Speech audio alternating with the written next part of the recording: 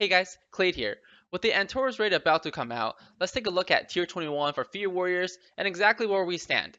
Now, these sims that you see on the screen are from the Simulation Craft website where you're going to have the different classes and different specs. I would put a little bit of caution in comparing these classes and sims in that these sims aren't necessarily used with 100% parity. There's specs in here that use only items from Antorus, and then there's specs that don't. There's also specs in here that are just using different eye level weapons, which is a whole nother beast on its own. But let's just focus on Fear Warriors for this video. And of course, you can see Fear Warriors right here on these sims are at the top with 2.757 million DPS, right? Way above everybody else below it. Now, on these sims, if you do want to see the breakdown of how people arrived at the sims, we can scroll down to the bottom. Right at the bottom here, you're going to have Tier 21 Warrior Fury.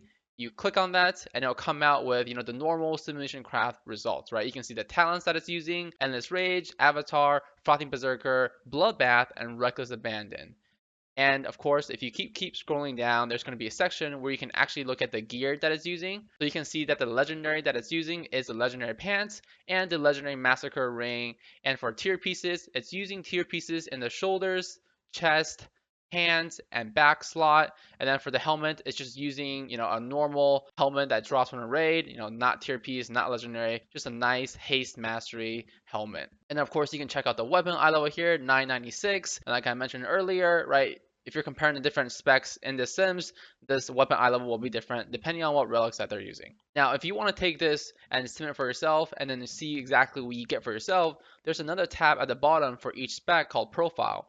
When you click on that, it'll show you, the action priority list, all of the gear, all of the inputs that, this sim uses. So all you have to do is just copy everything here from top to the bottom, throw it into your simulation craft, and then bam, you can sim your own sim, right? This is the sim that I ran with that exact profile. Now the problem here is, I think you guys notice is that this DPS is only doing 2.667 million DPS, whereas right the ones that you see on the Simulation Craft website is doing over 2.7 million, right? There's almost a 900K DPS loss from when you're simming it yourself. Now you guys can take the profile out there and sim it yourself too. Like this profile is a publicly available profile. I just showed you guys how to look at it. Feel free to sim it. I'm going to guarantee you that you're going to get the same result with the 2.66, somewhere around there, right? And I don't necessarily know exactly why that's the case, why for some reason the website version is simming for so much higher, but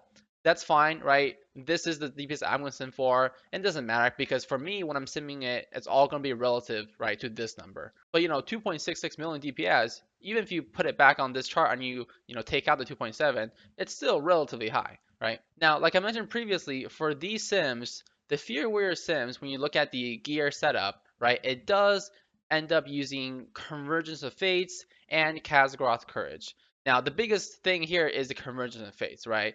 Every other item that it's being simmed in this sim is using gear from Antorus, except the Convergence of Fates. And let me show you guys exactly why. So I took this sim and I just took out Convergence of Fates, and let's see exactly how it sims, right? So, the previous sims, when you have the Convergence of Fates, you're still at the 2.667 million, right, DPS over 5 minutes. And then if you take off the Convergence of Fates, right, you're only at just a little bit under 2.4 million DPS. So you're losing around, 270,000 DPS when you take out the convergence. That's around 10% of your DPS is really from this one trinket by itself. So convergence right now is still really, really strong, especially with Bloodbath.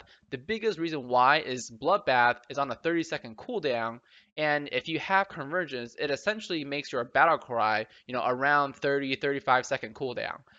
That way, you can easily use every single Bloodbath and every single battle cry together. Now, currently in the APL, if you don't have convergence, it'll still use Bloodbath only when you have battle cry. So just take that into consideration.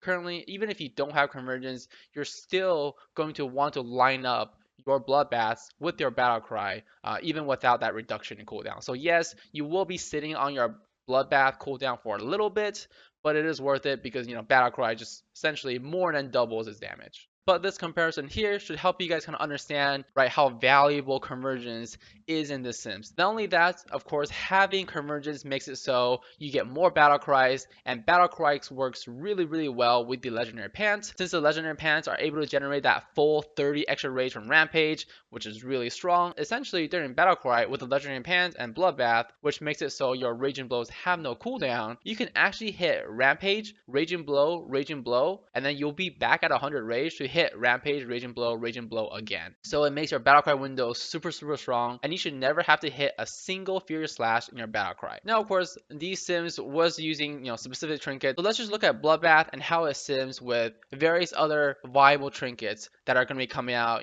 with Antorus, and also what's available currently. So these trinkets that you currently see on your screen are going to be single trinket simulations. So that means the character is only wearing one of the trinket. There's no trinket in the second slot. It's literally, for example, Amanthel's Vision, it just has that trinket. It does not have a second trinket. Just to see the individual power of each trinket. This is, of course, still wearing 4-piece tier 21 with the legendary pants and the massacre ring. And of course, for this sim, you're simming at full mythic and Taurus gear, and you're using the mythic versions of the other trinkets. So for example, Convergence of Fates will be the 905 eye level version for these sims. The Moonglaze and the Cradle will be 930, and then the Pantheon trinkets, the Amanthel's Vision and Cascar's Courage are simmed at 1000 eye level. You guys can see the difference here. Amanthel's, Convergence, Casgarad, those three at the top. I also threw in a couple of unstable Arcano crystals just so you guys can see where they stand. There's a 930 in there, and there's a 860 in there. And coming in fifth right there is that Seeping Scourge Wing, and then you have the rest of the trinkets at the bottom. So of course, you're not always just only wearing one trinket, right? You're generally always wearing two trinkets. So here is the sims that are combining, the top 5 trinkets except the Arcanum Crystal. I took that out because not everybody's going to have a 9-3 Arcanum Crystal, but these other 4 trinkets are going to be more attainable for most people, right? If you already have a Convergence, great, and then Casgaroth, Amanthos, and Scourgewing are going to come from the new raid. You can see, once you pair up the Convergence with Casgaroth, that actually comes out on top. Now, of course, Convergence is what's really strong here, right? Convergence is the thing that makes this setup really, really shine and really, really work. But the difference between Casgaroth and Amanthos is not that different. 7000 DPS is not that different, especially when you're doing over 2.6 million DPS, right? 7000 is pretty negligible. But the biggest thing I want to point out is Casgaroth is a pure single target trinket. It does not do more damage in AoE. This Amanthos is pretty much a stat stick. You're generally probably going to be better off with the Amanthos anytime there's more than one target. So definitely take that into consideration if your guild does group loot or anything like that. Make sure that you're aware of what you want to go for. Sure, if you want to go for that pure single target DPS, you don't care about AoE, you don't care about cleave damage, you just want pure single target DPS, you can definitely try to get the Casgaroths first. But if you don't mind just losing a little bit of single target, very negligible single target DPS, and being able to also AoE and cleave really well, then I would recommend that you actually go for the Amanthos here. And of course, I threw in the Scourge Wing trinket in there just in case Blizzard sees this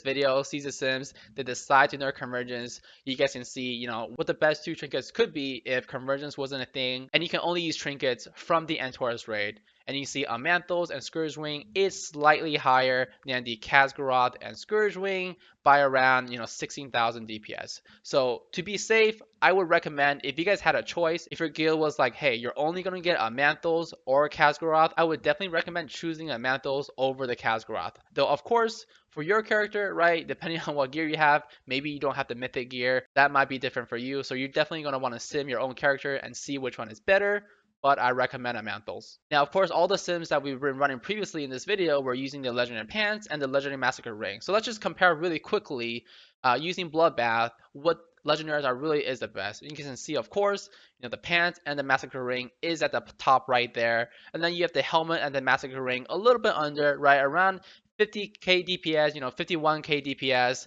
It is a significant chunk of DPS, but it's not the end of the world if you don't have the pants, right? If you only have the helmet Massacre Ring, you're still going to be doing really, really good damage. And then just for shits and giggles, I threw in the 2-piece tier 20 and the 4-piece tier 21 using both of the legendary rings. That's the Massacre Ring and that's the Execute Ring. And there's 2 of those. There's the 960 versions of tier 20 if you get really lucky, and then there's also the base mythic versions of tier 20. You guys can see how that sims. Actually, if you get 960 versions of tier 20 2-piece, it doesn't even fall that far behind the helmet and the Massacre Ring. It's only 1000 DPS behind, which, right, when you're simming for over 2.6 million, that really is a negligible difference. So now, even if you don't have the helmet legendary, if you have the 2 execute legendaries and you have all the tier pieces, you could actually make that work. And of course, I threw in the helmet and pants legendary sims you guys can see there at the 4th. It's not that bad either, right? It only falls behind the pants and the massacre ring by around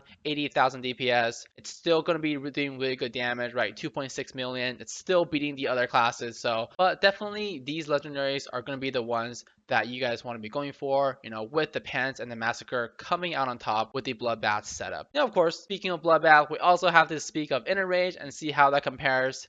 So here are the inner rage sims using the exact same legends as we literally just saw. Unfortunately, the DPS does come down a little bit with inner rage, right? Whereas the top DPS on bloodbath was 2.68 million DPS. The top damage from inner rage is the 2.55 million DPS, so a little bit lower. So over 100k DPS lower. So definitely right now, bloodbath looks to be the better single target talent over inner rage. But if you guys do like playing with inner rage better, it's still there. It's still viable. You're going to be doing somewhere around 2.5 million DPS if you're in full mythic and Taurus gear. And with this setup, actually, the double execute ring with the 2-piece tier 20 and the 4-piece tier 21 are winning just a little bit, but really the pants and the massacre ring, those are really going to be the winners. Because realistically speaking, it's going to be pretty hard to get a 960 eye level tier 20 2-piece, in the right slots also. Now, of course, there is one caveat for these sims, and especially how strong massacre ring seems to be, in that for simulation craft right now, when you simulate execute phase, it is doing it in the last 20% of the fight. So for example, these fights are all simming at a 5-minute fight length. So the instant that the clock reaches 4 minutes in the sims starts executing the boss. Now, depending on your raid setup, depending on how many people die in a raid, how many executes you have in your raid, your own raid might not experience the same length of execute phase that you're currently seeing on these sims. So if half your guild has people that are able to execute, then of course the value of execute might not be as strong for you. So definitely take that into consideration as you're thinking about these legendaries and what you want to be using. But with that being said, from the results of these sims, I definitely agree that bloodbath will most likely be our go-to single target talent, which makes it really, really good because then you can actually pick bloodbath in Mythic Plus also, and you would just be a god in both AoE and single target, and you're definitely going to see the damage that a Fury Warrior can do, in Mythic Plus, in a cleave fight, just skyrocket with the addition of being able to use bloodbath and having that additional cleave on all the targets. So tier 21 and Antorus is definitely looking really strong for Fury Warriors, and especially if Convergence doesn't get any more changes, we're definitely looking to be one of the top specs coming into Antorus and tier 21. I hope this video was helpful in providing you guys with some insight on the current sims that you guys are seeing for Fury Warriors and what talents and legendaries that you guys should be expecting to wear and use in the upcoming raid and the upcoming tier. And of course, I'll be coming out with more and more videos as we get closer to the Antorus raid, and if there's any changes, I'll keep you guys updated. And as always, feel free to subscribe to the channel to see more content. See ya!